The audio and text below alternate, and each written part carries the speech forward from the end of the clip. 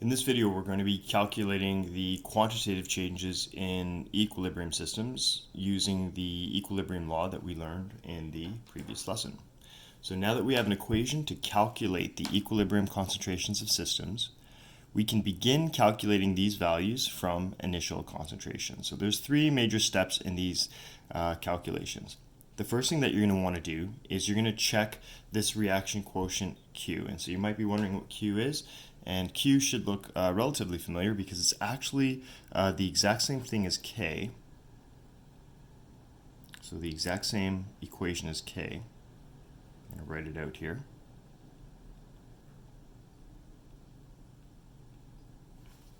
The only difference between Q and K is that Q is not necessarily at equilibrium.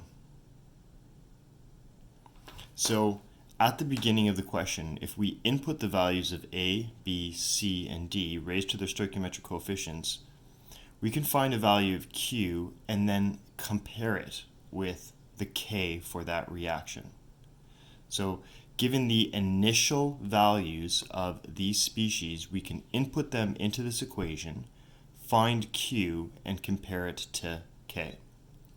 So if we initially input these values, so for the initial amounts of reactants and products, and we find that Q is equal to K, well, if Q is equal to K, then the system is already at equilibrium. These concentrations are already at their equilibrium values.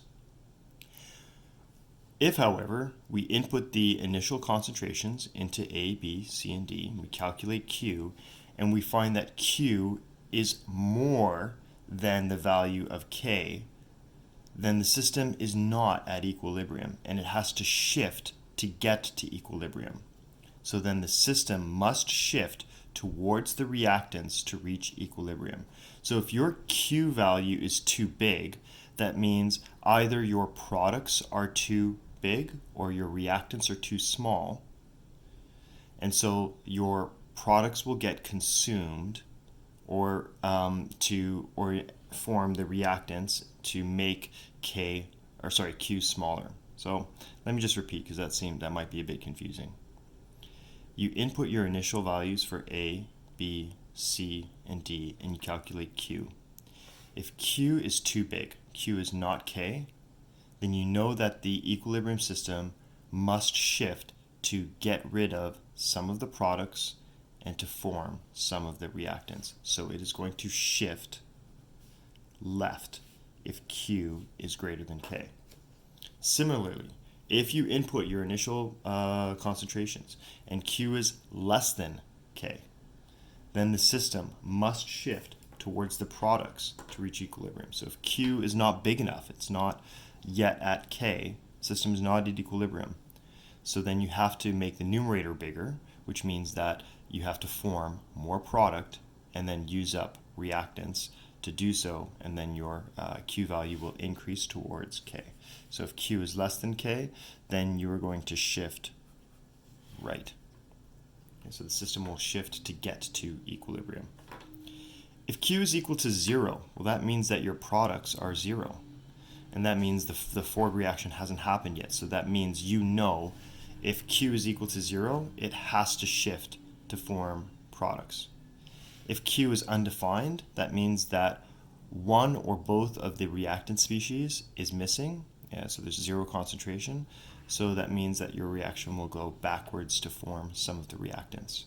So you have 4 cases here that will tell you which way the equilibrium system will shift. We're going to set up what's called an ICE table. I'll show you that in a second. And then you're going to solve for X or solve for K, which is X would be the equilibrium concentrations, or K, which is the equilibrium constant. So again, as always, I think the best way is just to look at an example. So example 1, 2 moles of A, 4 moles of B are placed in a 2-liter container and allowed to react. At equilibrium, there is 0.500 moles per liter of C. What is the value of K for this system? Okay. So what I'm going to do is I'm going to look at this right here, A, 2B, and 2C. And I'm going to form an equilibrium expression for this, which is K is equal to concentration of C squared over concentration of A times concentration of B squared. That's my equilibrium expression. But I don't know if these I'm going to check to see what these values are going to tell me. Is the system, given these conditions initially, at equilibrium? Well, let's check. So the first thing I'm going to do is I'm going to check Q. So number one, I'm going to check my reaction quotient, which is Q. So I'll write my expression for Q, and Q is equal to C squared over A times B squared. And then I'm going to insert the values into this expression. So Q is equal to, and I'll look what I have here. It looks like I have the moles of A and the volume of the container. So 2 moles of A for every 2 liters, and B is 4 moles of B in 2-liter container. And as you can see right here, in the initial conditions, I don't have any value of Q, right? So as you can see, it says that any value of C. I don't have anything of C to start with. Remember, to start with, it says right here at equilibrium there is some C, but to begin with I had no C. So Q is going to be equal to 0 because initially I had no C. So Q is equal to 0. And if Q is equal to 0, that means C was 0. So that means the reaction has to shift right to produce some C so that we can get that ratio K. Okay. So we are going to have a shift right. Okay. And so you might be wondering, okay, well, what exactly does that mean? So I'm going to set up my equilibrium system here. So A plus 2B, double arrow, 2C. And this is where the ICE chart comes in, because ICE stands for I, which means initial concentrations. Then there is going to be a C change in the concentrations, and then E equilibrium concentrations. So initial, change, and equilibrium. Okay, so what was my initial concentration of A? My initial concentration of A was 2 moles over 2 liters, so 2 moles for 2 liters, so that's just equal to 1 molar. My initial concentration of B was 4 moles for every 2 liters, so that's 2 moles. And I know that my concentration of C is 0 at the start. Initial concentration of C is 0 at the start. So I know that that the system, when to reach equilibrium, is going to shift right to produce some C value so that we can get this K value. So if it's shifting right, that means that it is going to form some amount of C. And in fact, it's going to form 2x. So x represents the shift to the right. So it's going to increase by 2x. But if the concentration of C is increasing by 2x, that means that in order to form 2x, some A must get used. And so how much A? Well, because the stoichiometric ratio is 2 to 1, just x. And if I look at B, how much B is getting used? Minus 2x. So that at equilibrium, I have the following. I started with 1 mole per liter, and I subtracted x, and that will be my equilibrium concentration of A. I started with 2 moles per liter of B, and I subtracted 2x. And for C, I started with 0, and I added 2x, because remember, it shifted right to form products. So I end up with just 2x. So here we go, we have my ice chart. I've shown what my initial conditions were, how the system shifted, and that's where this came into account. It said that we have to shift right to make some products. So plus 2x, minus 2x, minus x. And then at equilibrium, it's my initial factoring in the change, and my concentration of C, which was 0 plus 2. The thing is, the question tells me what my equilibrium concentration is. At equilibrium, there is a 0.500 moles per liter value of C. So I know that at equilibrium, but the concentration of C at equilibrium equals 0.500. So I know what this concentration is. So I don't have to write 2x anymore. I know that 2x is equal to 0.500. Therefore, x is equal to 0.250 molar, because I was given the concentration of C at equilibrium. So I know that to reach equilibrium, 0.25 moles per liter of A was used, right? And then 0.25 times 2 moles per liter of B was used, so that equilibrium was achieved. So then I can actually just restate this right here, and then 1 minus, and instead of x, I can use the value, which is 0.25. So I end up with 0.750 moles per liter. Here, I can go 2 minus 2 times 0.25, which is equal to 1.5 moles per liter. So look, I have my equilibrium concentrations, 0.75 of A. Look at B, 0.15 of B. And my concentration of C at equilibrium is 0.5. So now I can just take this equation and find what my K value is. So my K value is equal to, remember, C squared over A, B squared.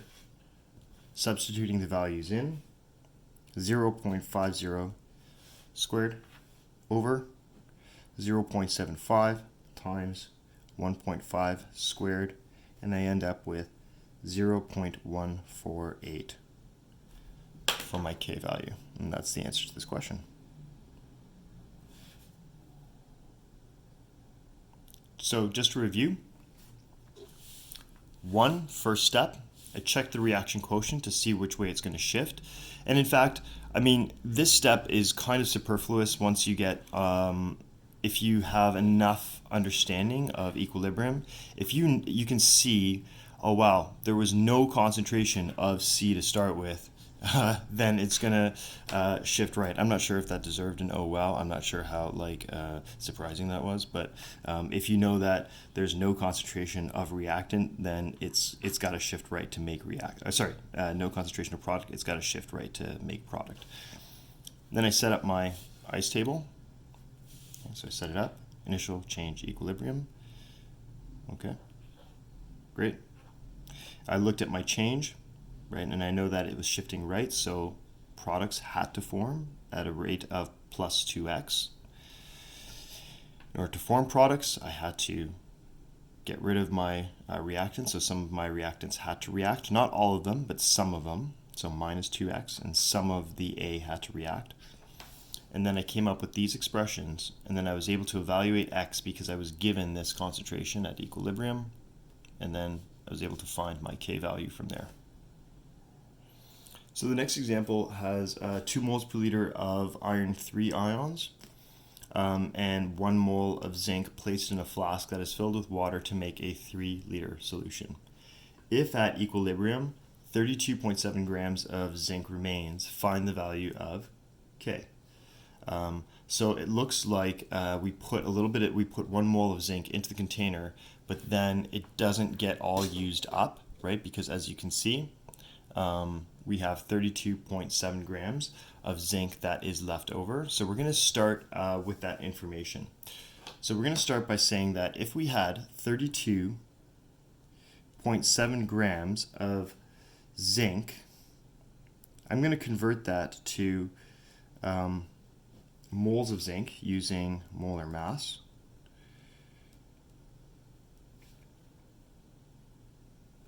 And I get 0.500 moles of zinc. Noting that my units get canceled. So at the end of the reaction, I have 0.500 moles of zinc that remain. But if I look at the question, initially I had 1 mole of zinc. So if I had 1 mole of zinc to start with, and I ended up with 0.5 moles of zinc remain, I can actually figure out how much zinc reacted. So the zinc reacted,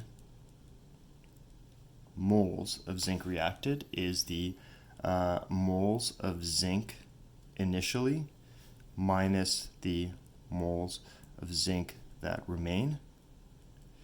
And that was 1 minus 0.500, so that means 0.500 moles of zinc reacted.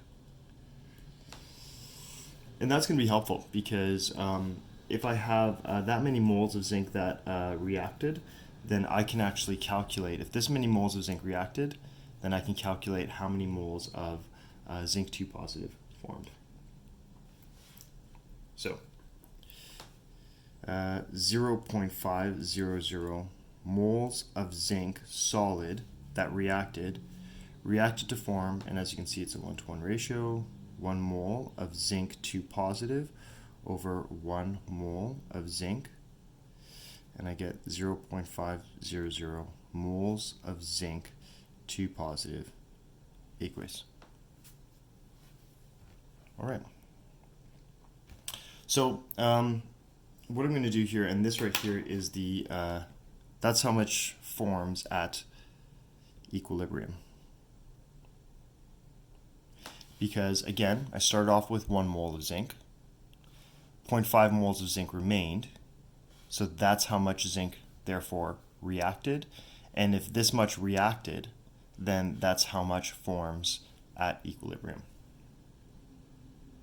All right, so I'm going to set up an ice chart, and I'm going to go ahead and say 2 Fe 3 positive plus zinc, double arrow, 2 Fe 2 positive plus zinc, like this.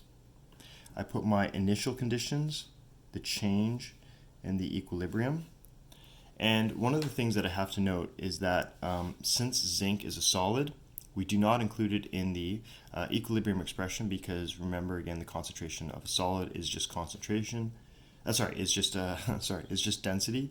So I can put some lines through there because we do not include density in our calculations.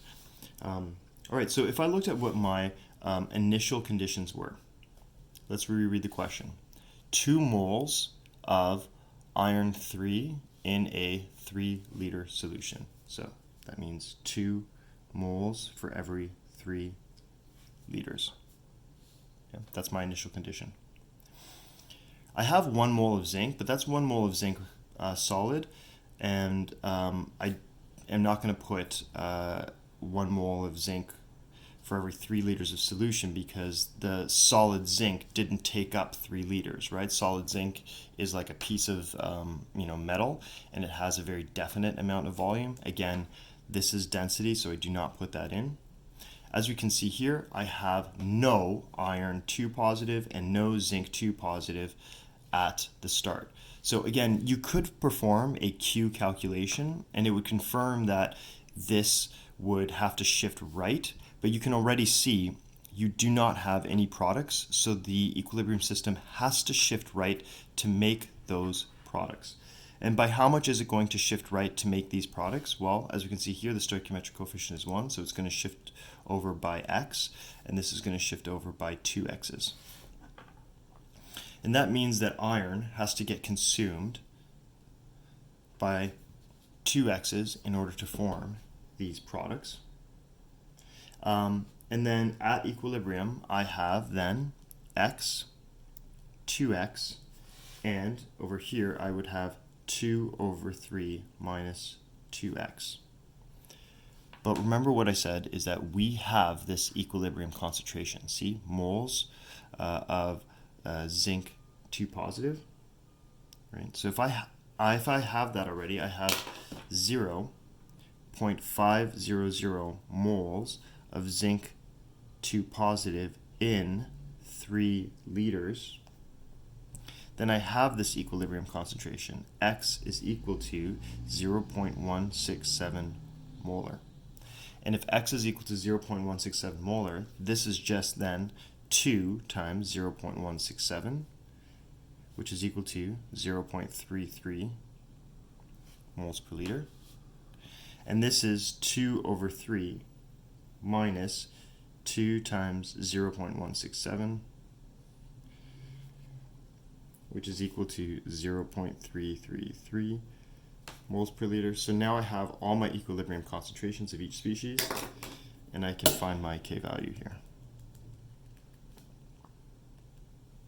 K is equal to iron 2 positive raised to the exponent 2,